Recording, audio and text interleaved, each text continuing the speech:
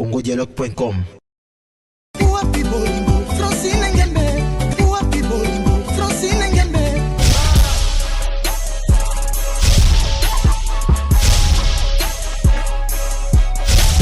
congodialogue.com.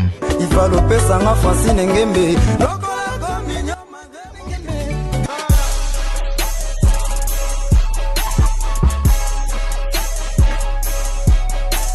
congodialogue.com.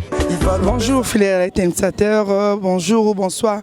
Selon l'heure à laquelle Oyo Moutounion so arotala vidéo Oyo émission Oyo Sabri Oyo de Kanarabongo na www.congodialogue.com. Voilà programme officiel et Outobima to na ministère de la culture et des arts programme officiel et bimi dès ya Papa Wemba Erosala 3 jours. Erobima lundi et que palais du peuple le mercredi avant que Kunda Erosala Awa na village Molokai 4 heures. Alors il y a un livre d'or au Batnos Wazoa ko signé Awa na Kanda Moussous Ezali na ministère de la culture et des arts. Bon tout monde ba honorable ba kenda kuna bazaro signé Awa pe ba différentes corps bazoya bazo signé toujours. Corps ekobima lundi na Tangambarumbangu 7 heures juste mise en place terminée na palais du peuple.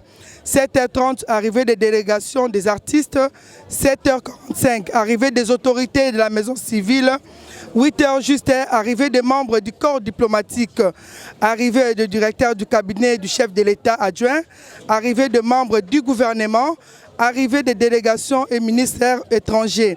Et à 8h30, ça sera l'arrivée du président des institutions et arrivée des membres du bureau du Sénat et de l'Assemblée nationale. À 8h45, arrivée du procureur général de la République, arrivée du protocole près de la Cour constitutionnelle, arrivée du président de la Cour constitutionnelle.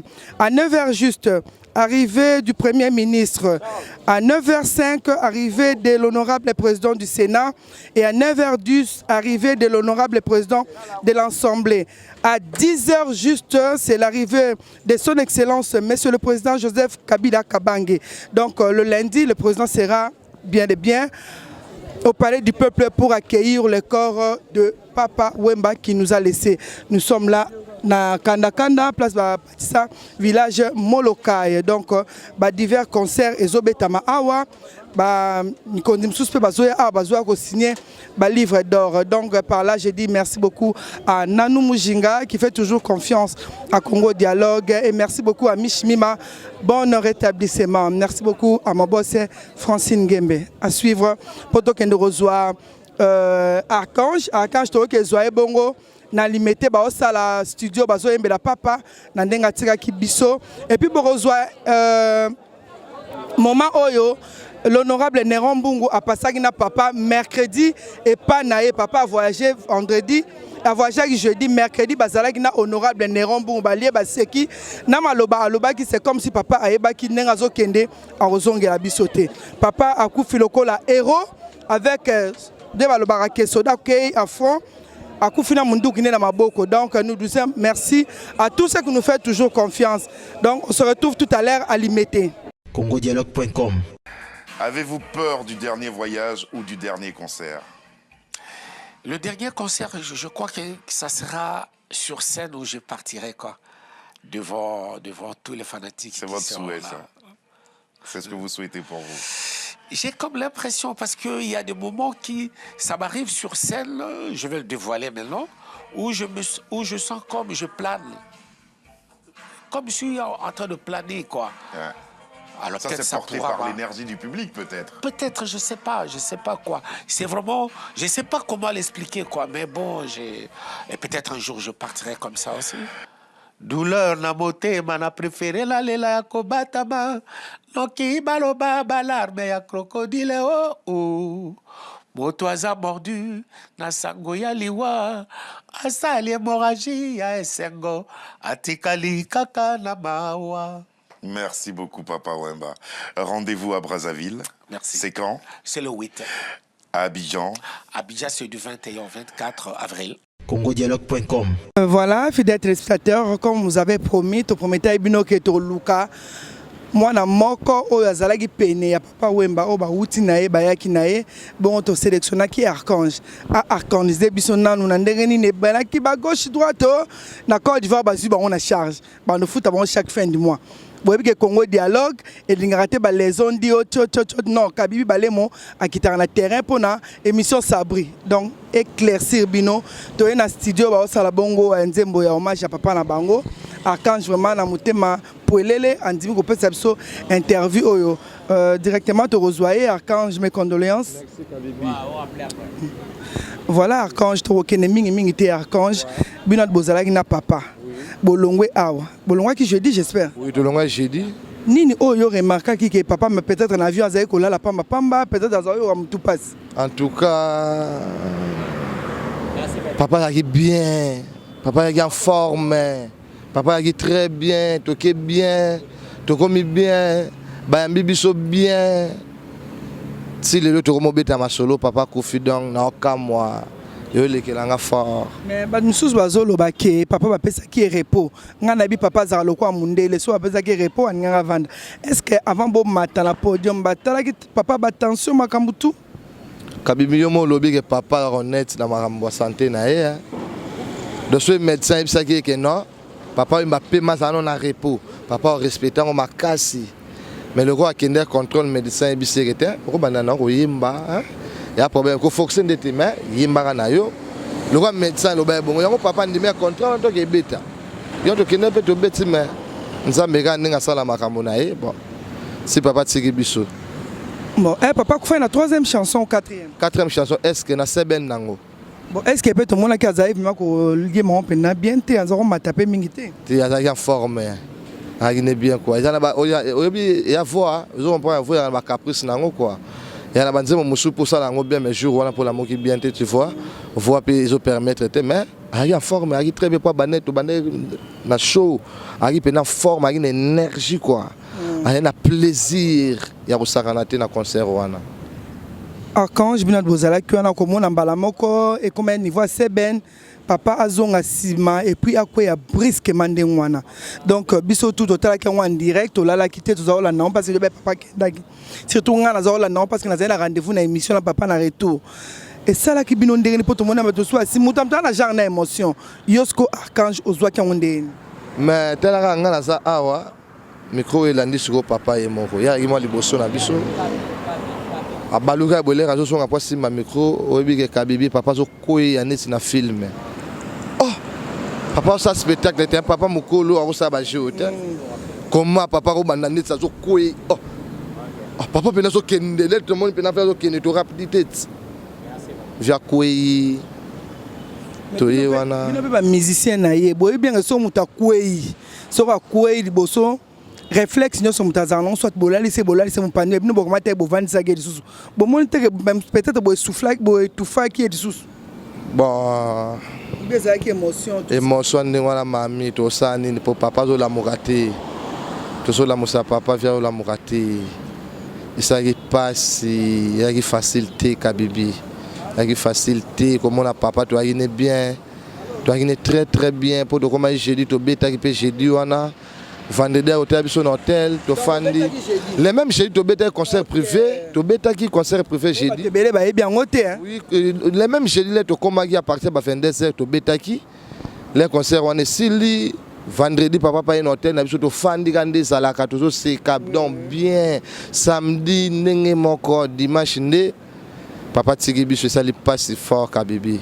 Bon, les solo pe à Côte d'Ivoire ningi simbo kabalobi na Côte d'Ivoire président yoke bino mawa lobi bino tange bana papa boyaki na papa bazui bino en charge bando foot bino chaque fin du mois biso to linga koyoka ba les ondes tende to rek bango ba micro ba nyoso wana to yaka na source c'est vrai ou faux? Bon on a profité na nous na remercier président de la République na gouvernement mobimba ya Côte d'Ivoire ndé batika biso te ba soutenir biso tina suka mais koloba ke babando foot biso c'est trop dire tu vois. Donc ça là que va soutenir biso ba be ke bano patron na ba ba ki ne awaza sauter ba soutenir biso ba bibo ma groupe te so ki problème ça Voilà. Biso do banda ko sa nini de soutenir. Voilà. Et ça te que non, que chaque fin de mois biso non. Ba ko soutenir viva M so bolingo boko ta studio. Bozana producteur te, bango ba ma koki po boko ta studio. Tu vois? Donc ils ont pour na bongo quoi. Donc ba kan sa te que non, bango kuna ba foot biso non, ça bongo te. Parce que ba pesa ki numéro et pas nani mutawanda ko benga. Bon, tout bana ba numéro anga pe na ba numéro nanga, bato ba soyi ba numéro nanga. Oui, ya ministre culture wa présenter nga wana. Voilà. Bato batala i ba tout ba mona ki ne ministre présenter nga donc na numéro na e donc yi alobe ma mutu pepele donc direct ba soya pi awa na masola fi ba soya pi. Donc makambo ya pepele. D'accord. Est-ce que babi numéro pe mo akanga kango banini après ça qui au privé na je crois. Mais on est privé mais quand bazanga na moko e mo tambola na poche. Moko ezake non garde corps ko yamba. On a peneza au benge soni na poche. Na do carte de visite quoi. Vie bena bimisa wa bimoni ça c'est mon numéro. So benge ngo zwanga quoi. Et puis là na yaki na meki numéro à vie to solo lipé donc ndega ezala. Voilà. À quand je moi nini nze momuke eske non ngaro se nga eske wana. Eske o banzaka penga yo. C'était ça non? Ponga mabanzo nanga elukaka yo. Eske salaka yo mawaongo. Nani alongi yo pesi mokongo Mondele asala l'hôpital bakoni yo babi kao ozali kosala oya bolingo osokande o susi ya bolingo ekweisaka o congodialogue.com. Voilà, Bouti Koyoka Binomoko, émission Sabri, où le carbone à www.congodialogue et pas à Francine Gembe. Donc, balo baraba gauche, soit information juste. Donc, Borola Nango Binomo Boroyoka. Donc, Archange, merci beaucoup. Après, si Bisotana, et pas tebe, pas le musicien, pas le rolobate, pas le rolobate pour annier Archange Nazuye en chair et annonce, pas le biais radio T. Et la télévision à temps réel. Donc quand je te repère sur moi temps pour au studio que yemba moi ma banga na bateau on ne vit que de ça. Voilà. Ouais, nabi que bala poto bala mawatro ba Jackson Foulang fidèle de fidèle. Nabi gazo lela. Biveonga les propriétaires pas lela. Ba gugu se pondo. Ah na bakina bazo lela. Maotonde la zone là donc batutu bazole là bas na Paris bas na Suisse bas na Hollande bas na États-Unis bas na partout vu na ngai Roger Lumbala JP Lumbala na bosani yote donc batutu balinga Archange bolela na biso merci beaucoup moi mutuna mo yemba ngu darbi apesinga yawa bino sko ba musicien bo sa matanga po matanga oza un peu belé na mbinza boza na molokai boza wa te matanga ezami balé kaka toi na déplace na résidence Pavier et puis na molokai bino bozawa bino skobana biso siko nde toza boye toza na molokai toza ka partout na kofa pe na matonge na kepe kuna Pavier na fa na matonge na fa na Pavier donc matanga za ka déplace wana matanga ze belé te quoi congodialogue.com.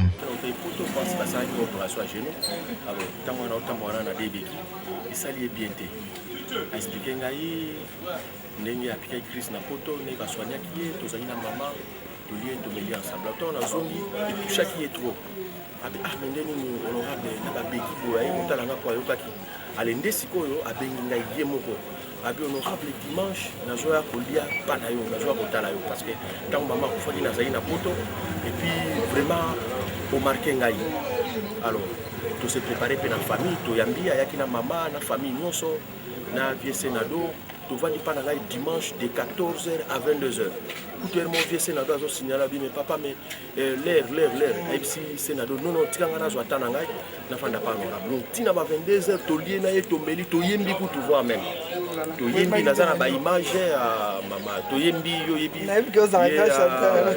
to yembi banzembo belé mama na ngai après tant bango bazongi dimanche lundi sikoyo donc et marqué qui abi honorable ya mbinga iboy abisi madame ne akoko ne remarquer biso ba bité biso pe photo ya mbaya ndé mercredi sikoyo to se convenir na papa mercredi na ye 7h20 ngape na ye na famille na ngai naza même na ba image ya ba événement na nyonso na famille na ngai mercredi ayambi biso bien mais à tout moment tant tozo solare azokendo kotala match oyo Barcelone a gagné 8 wana et mo pas Hollande évolution match à Vita yebutu mutawa yebisanga honorable Mazembe ba éliminé wana bazo bongisa table passe courant pesa quitté nde abengi batu baye ba installer groupe pas pour zongi on a mangé ensemble avec papa le mercredi et to melina ye ti na ba 22h et quelques alors azaki un peu pressé fallait qu'il ait un siège pour jeudi il fallait pas voyager alors jeudi l'aéroport a benginga ya singa honorable dans 5 minutes de voyager alors maman tant va ki na bengi maman singa no ba komi bien et le local na ba tongwa congodialogue.com prêtre parce que déjà ceux qui sont moins forts mais congolais image c'est beaucoup ceux qui azamuto yo à sepelisi bateau voilà donc yango nakoy kozanga témoignage par rapport à parcours peut-être nazali parmi ba dernière personne oyo ba liena papa oyo mananda kunaye voilà parce que il a voyagé le jeudi, il a quitté sa maison le mercredi la nuit et puis je me rappelle il y a Sami Miko Bikuto avec okuta biso en titre Zobonde la tosi Scolia donc voilà quoi et touché biso tout mais nintoko lobela liwa parce que mundele so asali kisi a commis date de fabrication date de péremption mais nzambe a bomba ba date na ye yango isaka force nzambe pe bible lubi so na ba circonstance nyonso to pesa nzambe merci pe interpella biso ke biso pe un jour to ko na biso voilà quoi donc kimia na mboka et puis après na profiter de l'opportunité pour na personnellement na présenter ba condoléances na maman Amazon vraiment ba condoléances à trop nzambe mutapesa ki yo mobali nzambe nde mutazui potanga pesa ki yo ebaliti na famille biologique na nyonso ba condoléances na famille viva la musique obiso tozali bana la musique courage to s'organiser maintenant ndeni to organiser ba obsèque ya grand prêtre pe na famille musicale nyonso ba musicien tout ba artiste et tout vraiment na présenter bino ba condoléances na peuple congolais nyonso ba autorité mboka tout ko perdre grand prêtre donc nous devons nous organiser pour na ko lakisa Afrique monde papa Wembazaki nani voilà donc na été peuple tout ba tout jaman Dieu beaucoup la Dieu a dit mais idéologie etikali boyebi idéologie a formé ya ozala yumate voilà quoi vieux beaucoup donc so to intervenir bat ba zonga ba Angleterre za vie na biso na to comme ba député te mais toza ba fanatique papa Wemba toza bana la musique donc vraiment paix à son âme nzambe oyo alingi vieux beaucoup la kufa pe encadrer puis to sambeli pe na nzambe pour que jour à obsèque vraiment mbulate kimia ezala et le cavre to kunda vieux beaucoup d'ailleurs vieux beaucoup kuta muta okunda na cimetière te so to bulele penza vrai vieux beaucoup la muta okunda na moi centre mo boy moi rond-point mo boy buntu kundie wana parce que ça symbole vieux beaucoup voilà ça muta ba génération a salibatu vieux beaucoup voilà biso to za bana ya génération wenge voilà so wenge bima c'est grâce à vieux beaucoup donc so to komo yeba mama kambu et belé to ko yeba na monde wana vieux beaucoup ba condoléances na peuple congolais tout et ça la vérité mais nzamba sali volonté na ye tika mokano na salami to pesier merci voilà on a zaki nango pona na lobale fuma banga moyo ampera nero mbungu yango wana pe bana banga moyo nyonso ba présenter ba condoléances na famille biologique ya papa Wemba na ba musicien nyonso ya Congo ya Afrique ya monde voilà congodialogue.com on a mangé ensemble. On a dansé ensemble avec Papa Wemba et le mercredi, alors c'était le tour de Papa Wemba de nous recevoir chez lui à la maison. Un jour après, il est allé à Abidjan. C'est là où Papa Wemba est décédé. Le matin, on a eu la nouvelle. Nous disons seulement merci à Dieu. D'ailleurs, je profite de l'opportunité pour présenter d'abord à sa femme.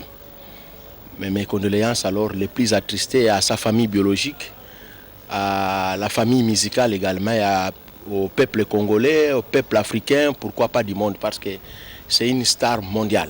Voilà. Que son âme repose en paix. Voilà.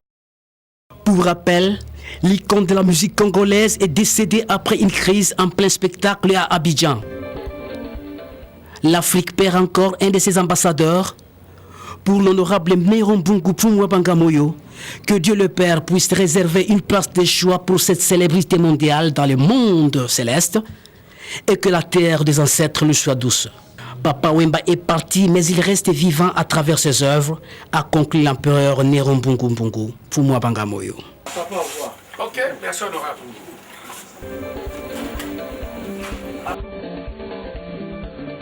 congodialogue.com.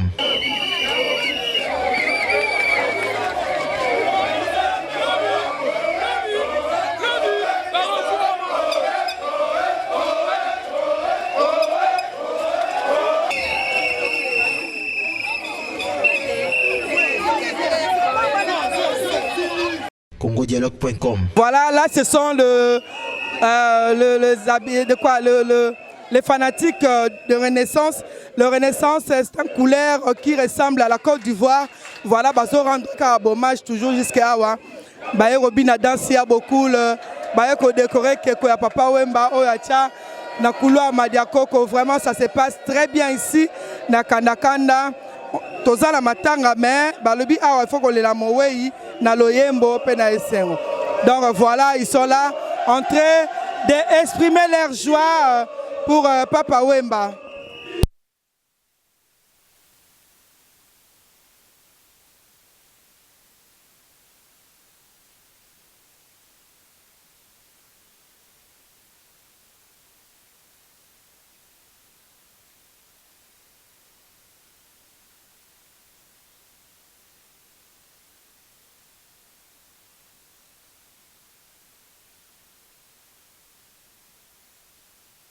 congodialogue.com. Voilà, fidèles téléspectateurs, on vient là délimiter. Bon, moi, je suis un musicien, qui na podium na Papa Wemba. Archange a expliqué que Papa Wemba azala ki bien outa ki ape kuna ndenge malaise rezo na podium. Les on dit à Kinshasa botika que au Côte d'Ivoire et on a en charge au Nini. Archange a bien expliqué. Le ministre de la Culture et des Arts, il y a Côte d'Ivoire, donc Banza Moukala na bango.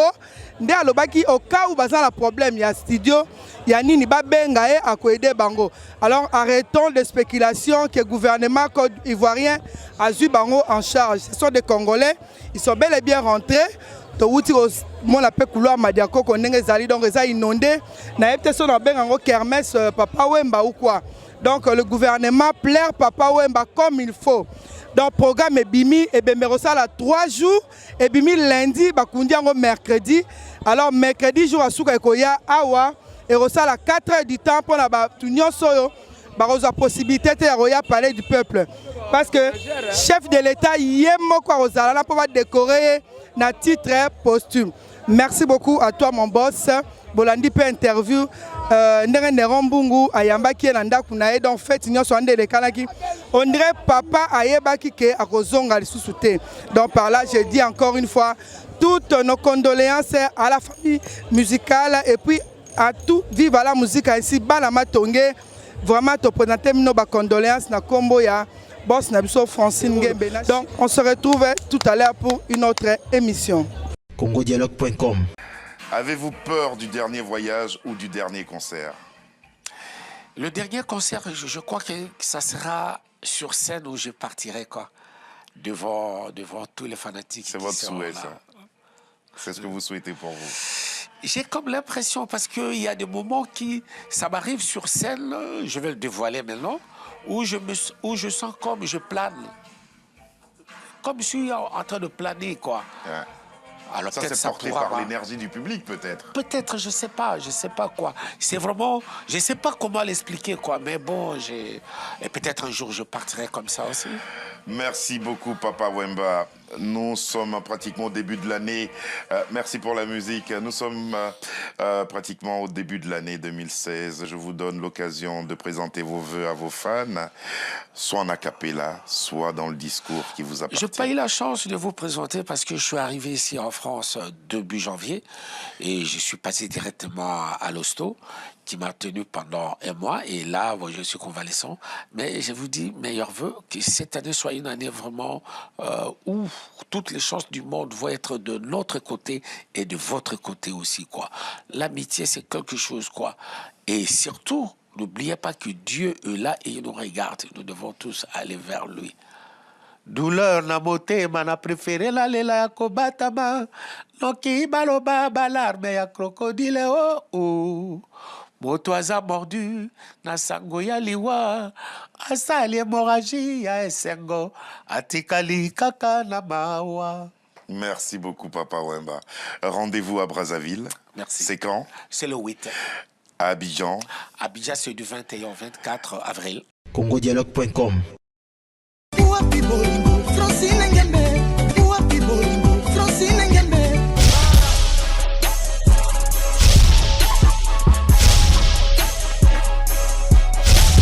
congodialogue.com. Il va l'opé sanga Francine Ngembe.